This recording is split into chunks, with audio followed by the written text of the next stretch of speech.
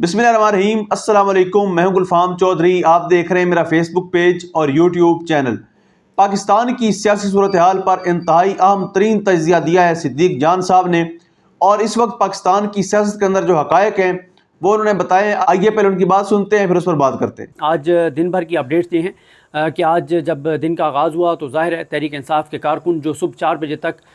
जबर और फस्तायत का मुकाबला करते रहे, वो 4 बजे तकरीबन यानी नमाज फ़जर तक जो है वो मुकाबला करते रहे, और उसके बाद मुकम्मल खामोशी हो गई। और उसके बाद मोहसिन नकवी और इस निज़ाम और पूरी सरकार ने ये समझा कि अब सब अच्छा है, सब ओके है, कोई मसला नहीं है। तो शहबाज शरीफ साहब को कहा गया कि शहबाज शरीफ साहब सारे मामलात कंट्रोल में हैं, लिहाजा आप अब लाहौर से इस्लामाबाद तशरीफ़ ले आइए, क्योंकि वैसे भी बहुत तबर्रा आप पे पड़ा जा रहा है, बहुत आप के बारे में डिस्कस हो रहा है कि आप खौफज़दा हो गए, आप भाग गए। और शायद कहीं और से भी शहबाज शरीफ को कहा गया होगा, क्योंकि उसकी वजह यह है कि शहबाज शरीफ और वज़ीर दिफा ख़ास तौर पे इन दो के इस्लामाबाद से भागने की वजह से पूरी नून लीग के अंदर एक खौफ था, और सबको सांप सूंघ गया था। सब परेशान थे कि ये मतलब अगर वज़ीर-ए-आज़म और वज़ीर दिफा मुल्क से इस्लामाबाद से भाग गए, शहर इक़्तिदार से भाग गए, तो इसका मतलब है कि मामला बहुत संजीदा है। क्योंकि ज़ाहिर है इन दो शख्सियात के पास बहुत इन्फॉर्मेशन होती है कि इनको इंटेलिजेंस एजेंसीज रिपोर्ट भी दे रही होती हैं कि क्या चल रहा है, तो सब खौफज़दा हो गए। तो अब इनको कहा गया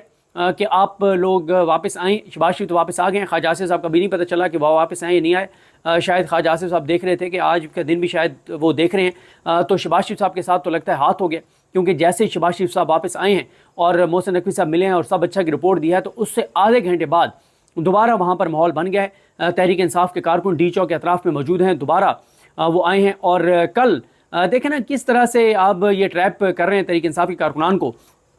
कि कल इन्हें ये पता था कि अब हम मैदान में मुकाबला नहीं कर सकते, हम ग्राउंड पे तहरीक इंसाफ का मुकाबला नहीं कर सकते, तहरीक इंसाफ का कारकुनान का मुकाबला नहीं कर सकते, इमरान खान के कारकुनान का मुकाबला नहीं कर सकते, उनके जोश और जज्बे का मुकाबला नहीं कर सकते। हमारी तमाम जबर फस्तायत, पूरी ताकत, शैलिंग, गोलियाँ, सब कुछ नाकाम हो गया है। तो अब एक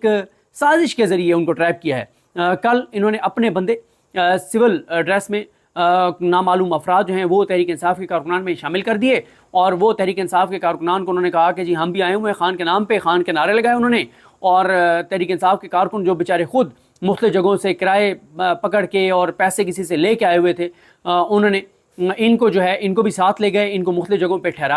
ठहरा के इन लोगों को खाना खिलाया। और आज जब इनके साथ आए तो पता चला कि ये ट्रैप था, और इन लोगों ने उनको पकड़ा और पुलिस के हवाले किया। तो ये भी अब एक मामला है। तहरीक इंसाफ के कारकुनान को अब पार्टी की तरफ से अलर्ट कर दिया गया है कि ख्याल रखें, और बिल्कुल क्योंकि कुछ ऐसे इस्लामाबाद के मकामात हैं जहाँ पर तहरीक इंसाफ के कारकुन ठहरे हुए हैं, और अभी भी मैं आपको ये बता सकता हूँ कि 2 से 2.5 हज़ार लोग इस्लामाबाद में तहरीक इंसाफ के ऐसे मौजूद हैं कि वो बिल्कुल लास्ट उसके लिए उन्होंने रखा हुआ है कि बिल्कुल एंड में जब कॉल दी जाएगी तो फिर वो आएंगे। तो ये अब है कि अब मालूम नहीं है कि ये जो बंदे कल जो तकरीबन कोई 70 के करीब इस तरह के बंदे जो हैं वो नामालूम अफराद सिविल ड्रेस में छोड़े गए थे,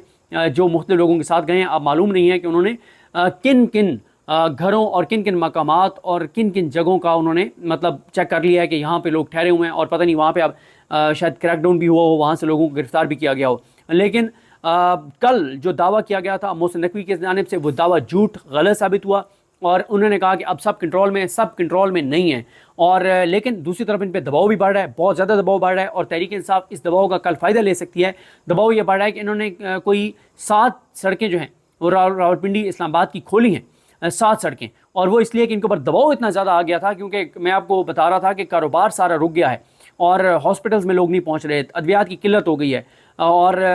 जो रोज़मर्रा की ज़रूरत की अशिया हैं, जो चाहे वो सब्जियां हैं, गोश्त है, इस तरह की चीज़, उनकी सप्लाई चेन टूट गई है, और उसकी वजह से चीज़ें महंगी होनी शुरू हो गई हैं, और लोग अपसेट थे। मैं आपको बताऊं कि मतलब आप ज़रा एक एक वाक़े को देखें ना, और इसकी अजियत को ज़रा फील कीजिए कि कितनी लोग इस वक्त तकलीफ़ में हैं, कितनी अजियत में हैं। कल मैंने फेसबुक पे पोस्ट देखी, हमारे दोस्त हैं अब्दुल सलाम बोल टीवी में, तो अब्दुल सलाम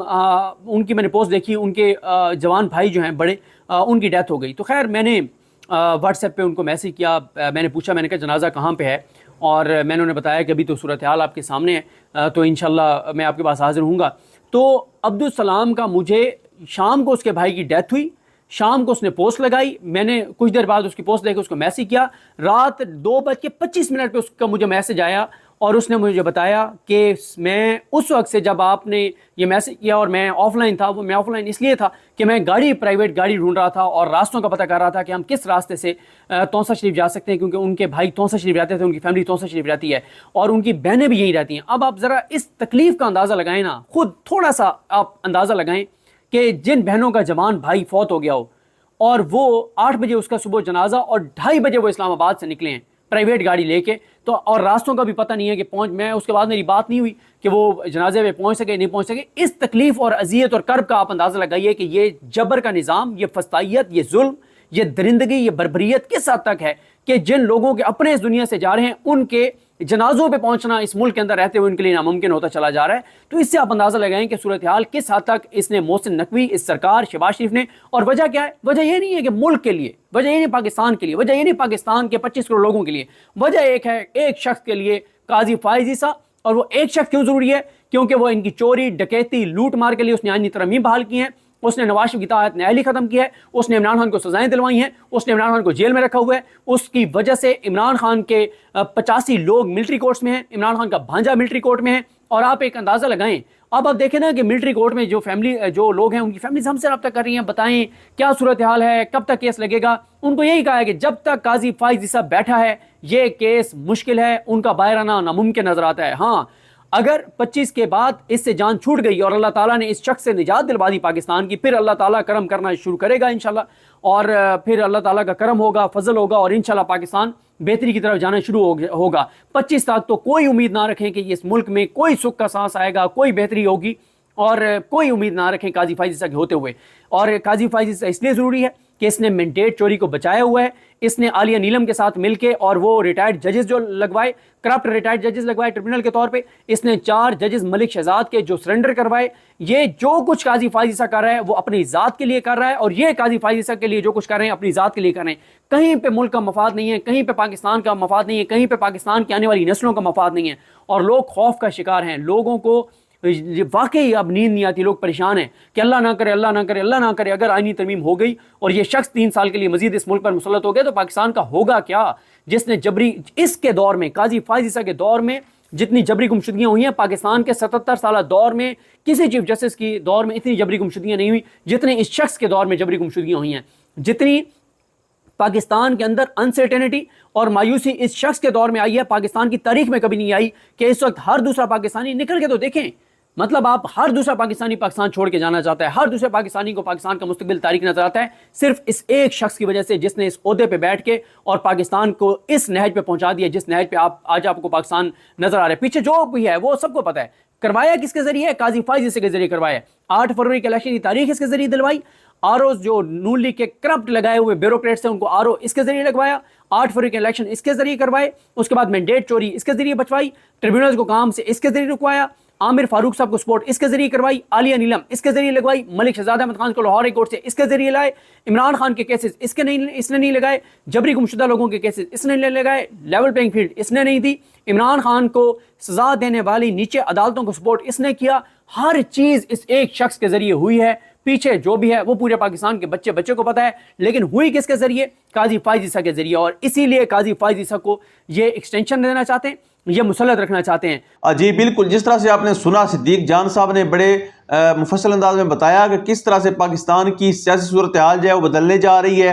اور آئندہ آنے والے جو دن ہیں وہ سیاست میں کتنے اہم ہیں۔ اللہ پاک وطن عزیز کا حامی و ناصر ہو۔ پاکستان زندہ باد۔